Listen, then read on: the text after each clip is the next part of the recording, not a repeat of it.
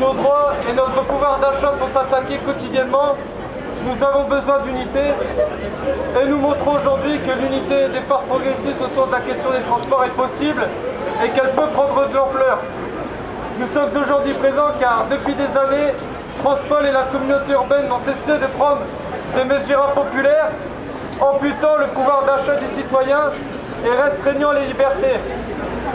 Alors que les 500 plus riches, parmi lesquels des Lillois comme Gérard Mullier, ont vu leur fortune augmenter de 25% d'un an, la population, elle, a vu se dégrader ses conditions de vie et elle n'a subi que des augmentations de prix partout.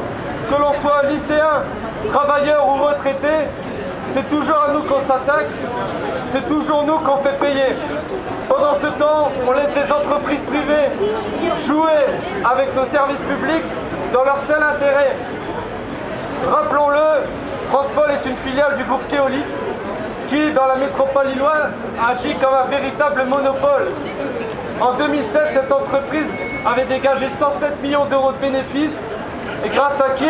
À nous, bien sûr. Car quand on remet en cause la gratuité des transports pour les lycéens, quand de plus en plus de retraités doivent payer pour se déplacer, c'est les profits qui s'accumulent de l'autre côté de la barrière. Et que font nos élus? La majorité des élus de la communauté urbaine est complice de ce racket. Ils ont mis en place un système de piétique qui est coûteux et qui est inutile.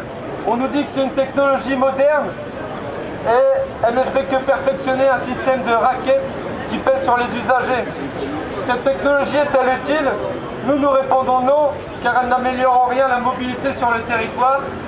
Elle ne permet pas à plus de citoyens de se déplacer. Et pendant que des milliers de personnes sont isolées, exclues et qu'elles restent chez elles, Éric Quiquet, vice-président au transport, a même osé justifier la fin de la gratuité pour les lycéens en disant que c'était une mesure de justice sociale. Alors, dans quel monde vivent-ils? Ça, on ne le sait pas, mais en tout cas pas dans notre monde, quoi.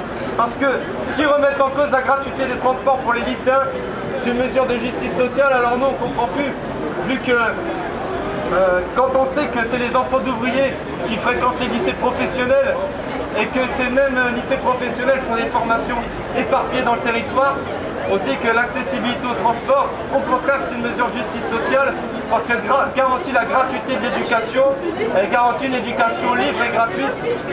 Et nous pensons que le but de toute politique, c'est de servir l'intérêt général et de faire en sorte de respecter une devise qui nous est chère, c'est la liberté, l'égalité et la fraternité. Alors aujourd'hui, on va marcher jusqu'à la communauté urbaine pour rappeler aux élus qu'ils ne doivent pas se moquer de nous et se battre tous ensemble pour la gratuité des transports. Merci.